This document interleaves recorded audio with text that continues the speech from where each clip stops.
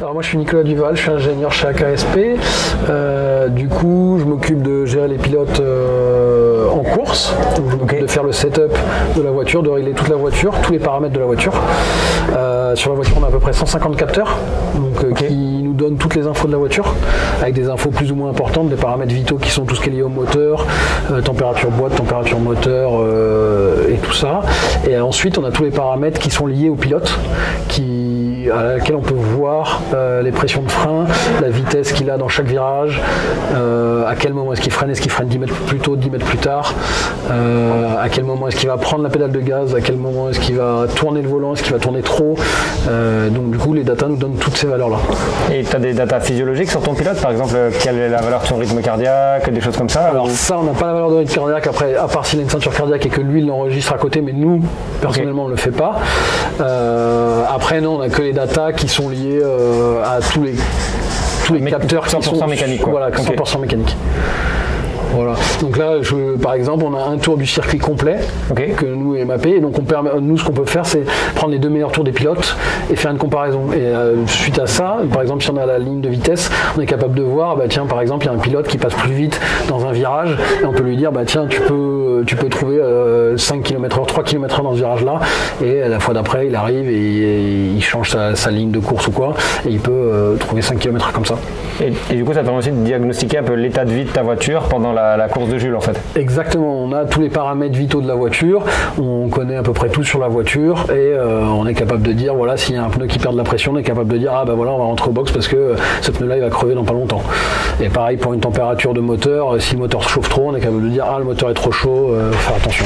Ok, donc on peut lui dire par exemple de rouler un petit peu moins vite. Exactement, ou par exemple ne pas être collé derrière une voiture, se décaler pour prendre plus d'air pour éviter ce problème là pour refroidir la voiture.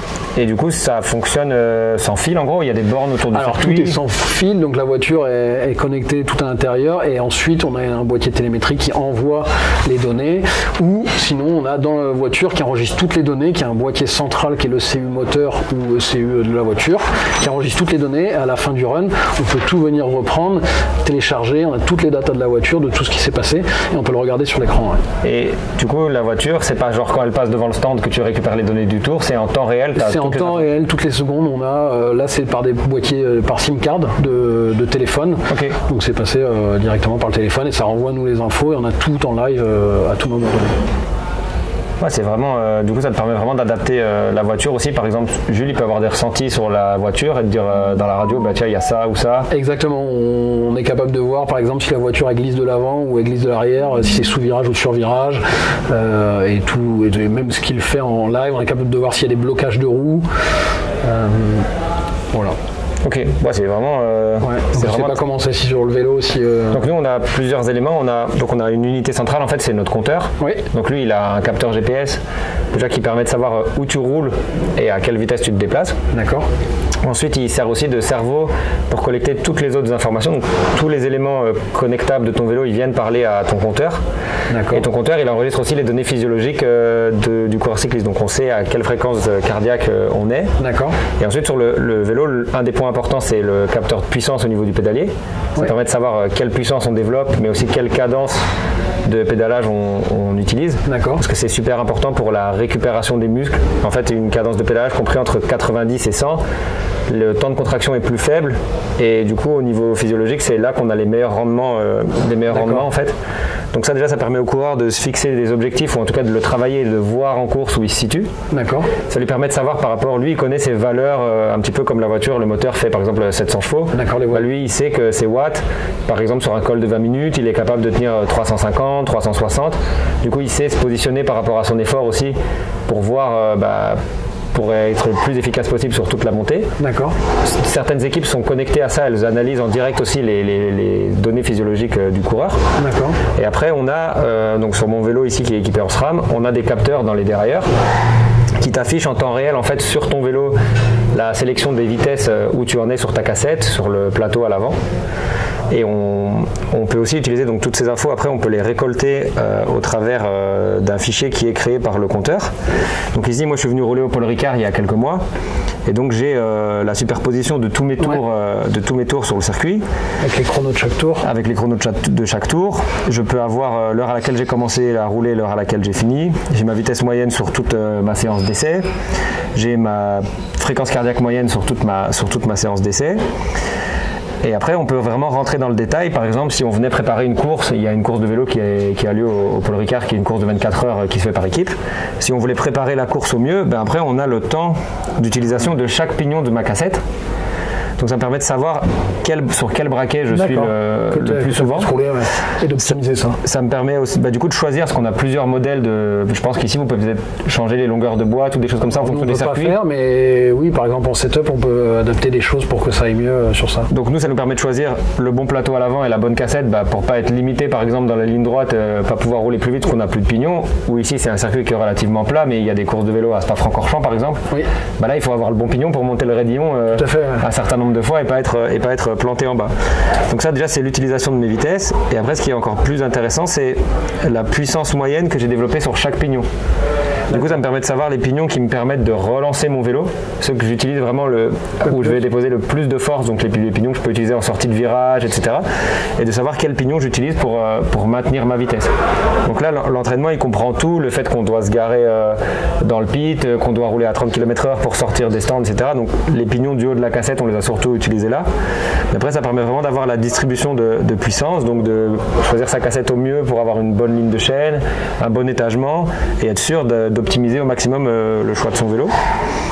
Et après on a la cadence de pédalage sur toute la map, donc on sait les virages aussi où on peut ne pas pédaler. Ah d'accord. Ouais. Parce que des fois en fait, même si c'est un circuit de voiture, nous quand on vient ici le tour il est un peu plus petit, et il y a des virages où des fois en vélo on peut arriver quand même vite, et du coup c'est pas possible de pédaler dans les virages parce que comme on met beaucoup d'angle à son vélo, on a les pieds qui touchent par terre et du coup on risque la chute. Donc là ça permet d'analyser et de voir à quelle fréquence maximum et minimum on est, et les zones du circuit où on arrête de pédaler et combien de temps. Et ensuite, on a tout ce qui est lié vraiment à la performance de la personne, donc la cadence moyenne, par exemple la puissance maximum ici c'est autour des 1000 watts, la puissance moyenne sur 20 minutes c'est environ 340. Et ça permet donc de mettre des zones aussi d'effort par rapport au circuit où ça monte, où ça descend, où est-ce qu'on peut récupérer, où est-ce qu'on doit développer un maximum de puissance pour augmenter, pour diminuer son temps autour, donc augmenter sa performance. Et donc tous ces graphes, on peut les analyser a posteriori après la ride, quoi. D'accord. Et c'est vraiment très utile. Par exemple, moi quand je vais rouler ici, j'utilise un vélo de contre-la-montre qui est vraiment étudié pour faire des efforts de la vitesse et des efforts individuels. Et du coup, c'est vraiment intéressant de pouvoir être sûr d'avoir le bon braquet, de pouvoir être sûr d'avoir la bonne cassette, etc. Donc on peut vraiment utiliser toutes ces données, et on sait aussi combien de temps on est capable de rester à telle zone. Et du coup, le but du jeu après, c'est de faire le tour de vite. D'accord. Très bien. Donc voilà, il y a quand même quelques parallèles qui sont intéressants. Après nous on peut pas embarquer toute cette technologie parce que mon vélo il reste quand même le plus léger possible. Mais en tout cas c'était intéressant parce que je pensais pas que vous aviez autant de possibilités et d'analyse en temps réel entre guillemets. Du coup vous êtes combien Alors après on n'est pas beaucoup, on est un ingé piste par voiture plus un ingé data à peu près par voiture. Donc en gros l'ingénieur data s'occupe de regarder la télémétrie, donc la télémétrie tout ce qui est en live et d'avoir toutes les données. Souvent cette personne là qui fait les datas fait aussi la stratégie de la voiture sur les courses de 6 heures ou 24 heures. Ah, le nombre de pleins, le nombre de exactement, pneus, à quel moment est-ce qu'on va s'arrêter, à quel moment on va changer de pneu, quelle stratégie on va faire, est-ce qu'on va s'arrêter 10 secondes, est-ce qu'on va s'arrêter 40 secondes en fonction des règlements. Et ça c'est souvent le data qui le fait, l'ingénieur stratégie data on peut dire.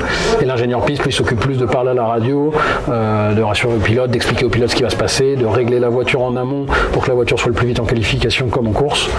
Et c'est un peu de travail différent. Mais on est en GT3 en tout cas, on est à peu près deux ingénieurs par voiture en moyenne. Donc ici dans l'équipe il y a 2 voitures, donc vous êtes 4 derrière les ordinateurs pendant le week-end. C'est ça, exactement. Okay. Ouais. Ouais, c'est vraiment, c'est un gros plus, je pense, pour le pilote, et c'est vraiment un travail d'équipe. Exactement. Ouais. Après, nous, les ingénieurs data, dès que la séance est finie, ils vont travailler avec les pilotes pour optimiser chaque pilote. Souvent, on a un pilote qui est peut-être un peu plus rapide ici, un autre qui est un peu plus rapide ici. Donc, on essaie de trouver le mieux des deux et de le conseiller à chaque pilote de faire tiens, cette ligne-là nous semble mieux. Et donc, on a la vidéo et toutes les datas pour mettre en corrélation ça et puis pour optimiser les deux chronos. Eh ben, en tout cas, merci de m'avoir ouvert ton ordinateur et de m'avoir fait découvrir ton métier. Merci. C'était super intéressant. J'espère que les gens ils ont appris un peu plus de choses sur les possibilités de nos deux mondes et puis on leur dit à bientôt. Merci.